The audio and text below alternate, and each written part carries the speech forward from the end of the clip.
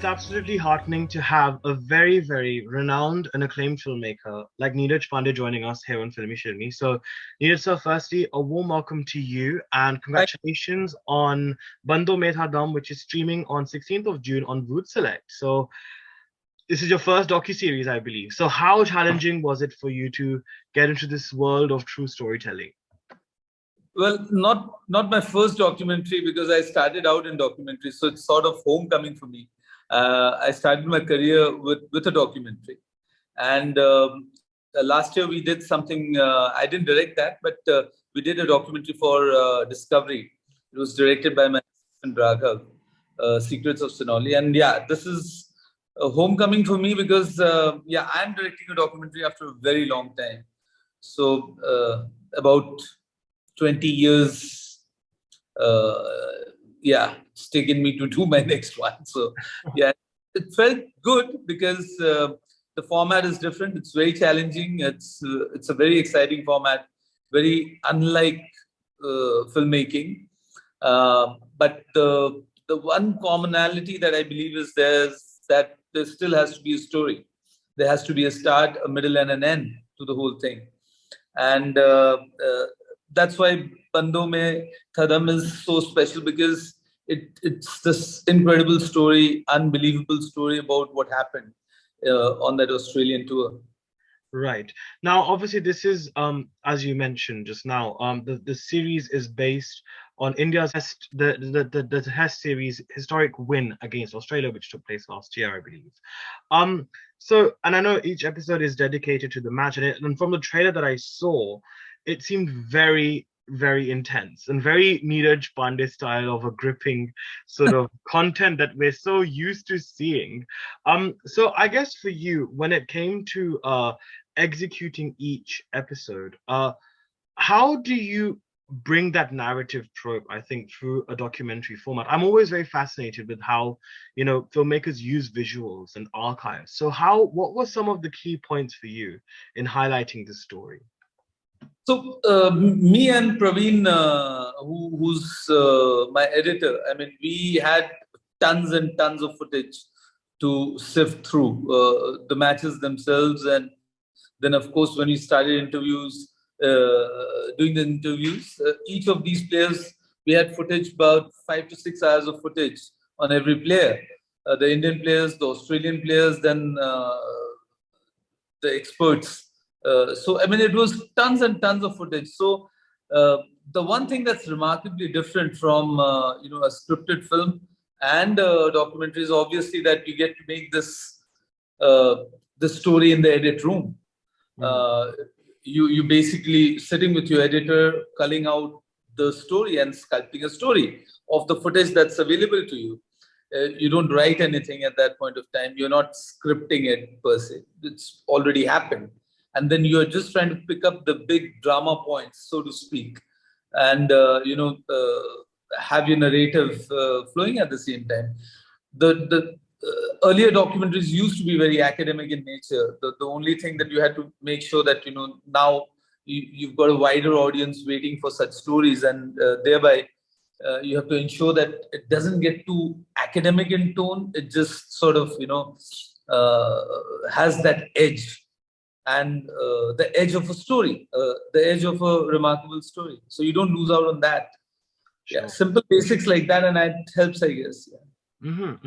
And I think when it comes to making a film, I think for you as a filmmaker or for the people involved, it is of course a journey.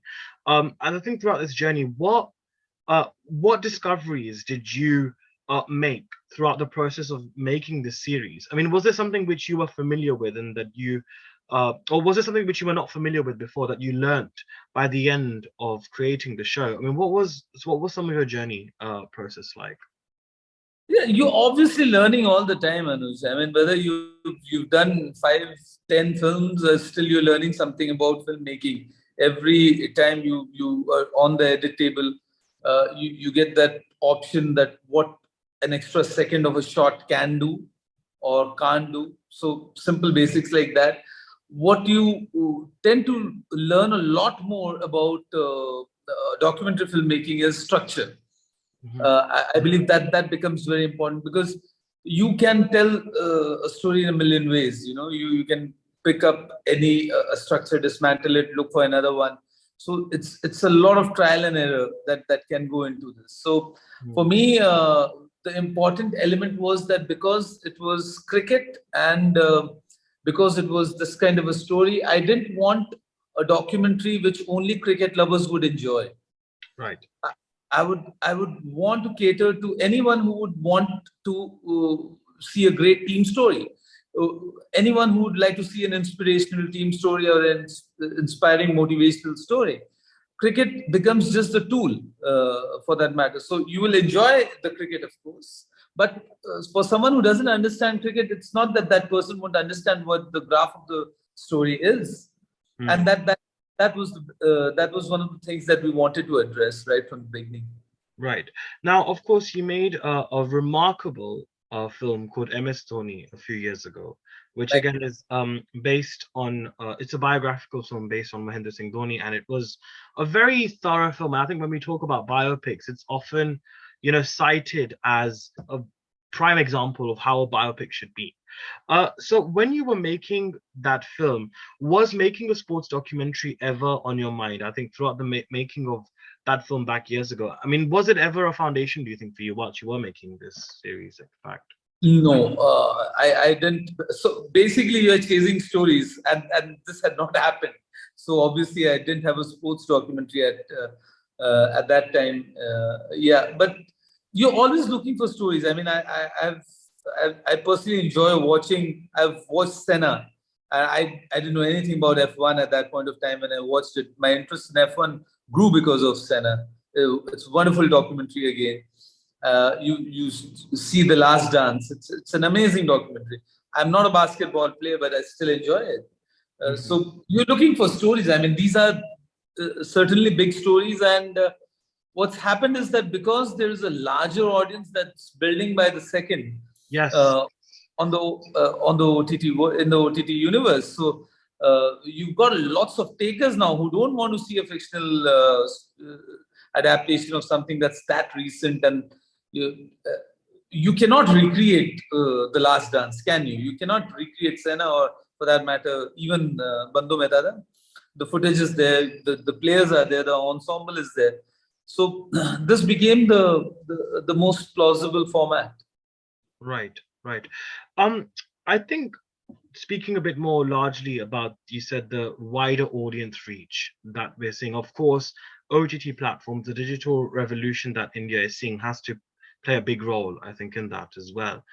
Uh, but how do you feel the reaction to documentaries are changing and evolving now? Because I feel like suddenly there's been a massive market now. I'm not sure. Maybe you can perhaps fill me in on that properly. But there seems to be a lot more of a demand now for documentaries. I mean, recently Netflix had when it comes to true crime stuff, they've been killing it. How do you feel the market has changed now in terms of the demand for documentaries? Very much, very, very much. And you are bang on when you say that, we've got a new audience right now. That's exactly the point. I mean, they are just waiting to see, because it doesn't get as real as this, does it? No. I mean, Yeah. you're seeing the game. I mean, there's no recreation. When we did our earlier documentary at that point of time, we were also pretty skeptical about how it would be received. But it was one of the biggest shows for Discovery, and the response that they got, we got, I mean, encouraged us to look in that direction. And huge audience that's growing by the day. I mean, I've got 18-year-old, 20-year-old kids, in the office who come up and say that, sir, we watched this documentary, and I'm surprised that, I mean, okay, that's interesting. I mean, I never heard a 18, 20-year-old, Yeah. say 10 years back that they watched the documentary, and, and they loved it, because everybody was consumed with fiction, dramatization, etc., etc. But I think because of the form that has changed, because uh, storytellers have now realized that they can create more drama out of this format. You've got an audience that's ever growing. I think the conversation on documentaries is changing quite a lot as well, like you mentioned. For example, as a reviewer, when I review something, often when I speak with people, there used to be a time when people would be like, "Arey, but ye to documentary jaisa hai." So, it was in a way looking down, frowning on documentaries, and almost it was a subject of criticism rather than of praise. When actually documentaries are very powerful mediums of cinema because it's actually more creative than you would expect it to be because you not only have a base of a story, but then you have to build upon it because of the creative tropes that you have to bring in as well. So have you also found this paradigm shift now of documentaries not being frowned upon or used as a subject of critique and criticism when it comes to putting down another film or speaking a bit badly about another film? Have you noticed that change as well? Absolutely, absolutely, and I mean that I think is very clear because you won't find the younger generation using that phrase. By the way, कि ये documentary जैसा है. True, actually, yeah, Always, true. always the older generation which says that Yeah, yeah, yeah, because yeah. documentaries used to be in their time. So for them to relate it in that manner is but obvious. But the younger generation is mighty confused with that expression because for them, the documentaries that they are watching are extremely, extremely cool and real. So yeah, that's one thing for sure. Right. And I must tell you, I think Neeraj sir, I think the reason why a lot of people love you is because you really, um, your film on Wednesday. I mean, I think it's such a phenomenal movie. Even now, it's Thank you. still very relevant in some ways as well. And I love the fact that you really united this whole social systematic issues with the thriller genre, I think, through that film, because it shows how a flawed system can really impact and push a person to the edge where they have to take a drastic step. But when it comes to thrillers, you definitely know how to keep the pulse going within the audiences. So where has that inspiration come from in terms of the thriller genre? What were some of the filmmakers that you were inspired from, and how did that impact your style of cinema? Well, I loved every kind of genre or whatever.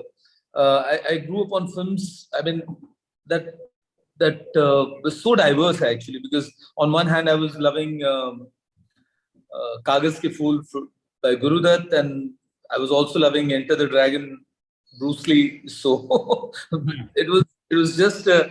But as I started getting interested in cinema and thought that this was what I wanted to do for the rest of my life, and started pursuing writing and stuff like that, I figured out that there are these storytellers from across the globe who have this unique voice. And then I started revisiting or visiting rather a lot of English movies from the 50s and 40s. So Right. Frank, Billy Wilder, I mean, these guys from Bengal, where I was born, brought up, Satyajit Ray, Mrinal Sen, Ritu Ghatak. So, I mean, I was exposed to all these filmmakers and their works, and that was my institute because I've never been to an institute. I'm trained on the job. So for me, watching their works and learning filmmaking, the craft of screenplay writing from whatever that they have done, that was the only way I could learn something. So filmmakers from all across the world. I mean, I love the work of Zhang Yimou for that matter. I mean, I find him very, very exciting. So I mean, I could just go on and on.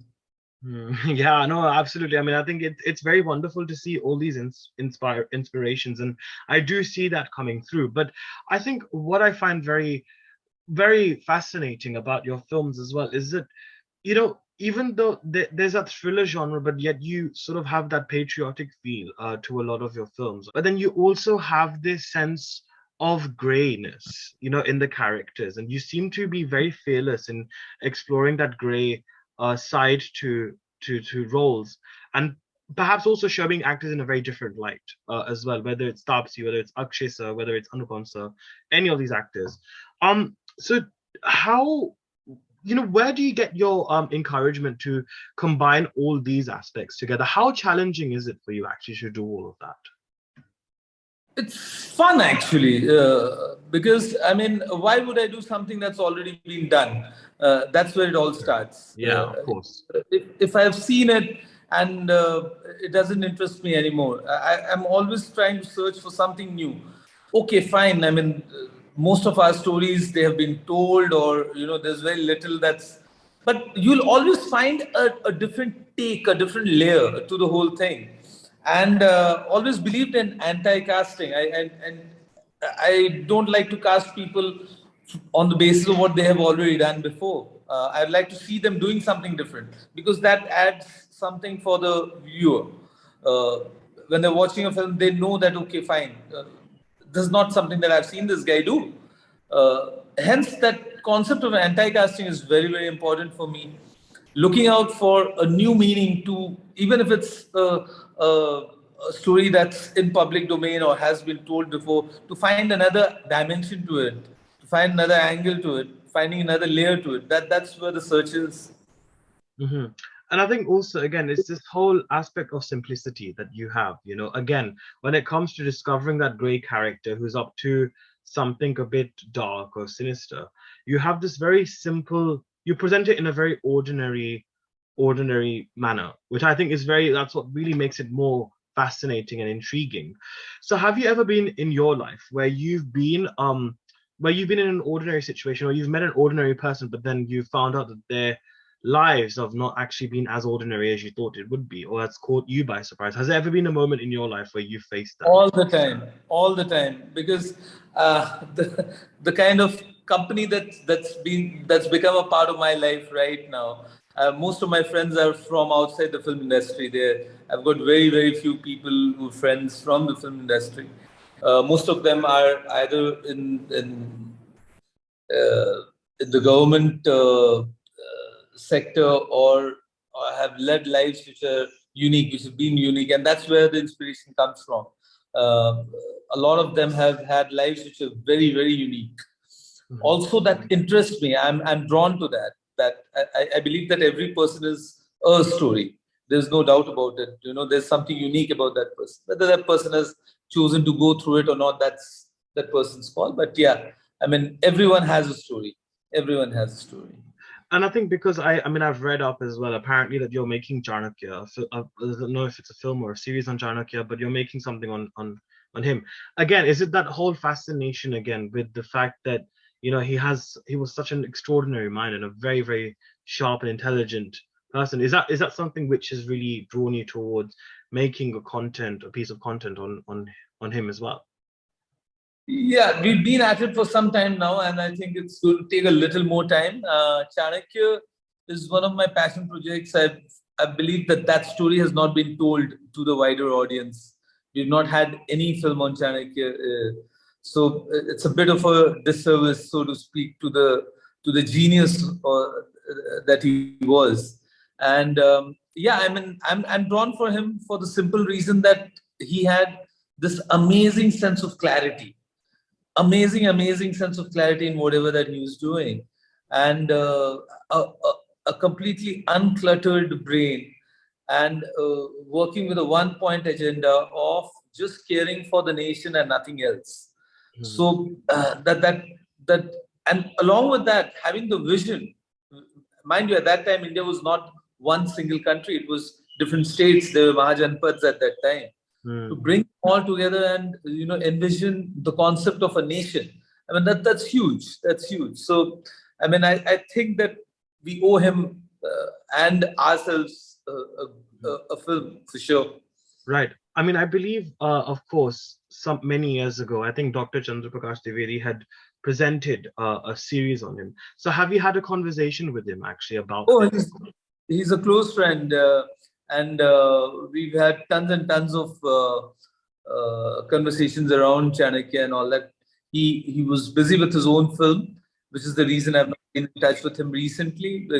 But yeah, we do expect to catch up again, and I mean, he's a tremendous resource when it comes to this subject. He's a tremendous resource. Right. And I think, again, when you do choose your casting, because I think for that one you've got Ajay Devgn in the role. Again, when it comes to casting decisions as well, what are some of the major factors you consider? Of course, besides the auditions and the screen tests, I'm sure it's the main systematic thing. But when it comes to actually casting the faces for your content, what are some of the decisions that you take? So number one, the person should look the part, and yeah, I mean that's where it starts actually. I mean that's where it starts. So the person should look the part, and be, of course, the fact that you're looking at an audition, you get a measure of what that person is doing without any instruction. So you have a sense, okay, this is going to work, this is not going to work, very clearly. So very simple process of of choosing an elimination. Right, that's wonderful. That's wonderful. And I think Bandon Mein Tha Dum, again, because it is such a historic win. In fact, I was just speaking with someone before we were doing an interview, and obviously not to compare, of course, but for us, it's literally like our 83. It's such a major achievement, and it's such a historic one as well.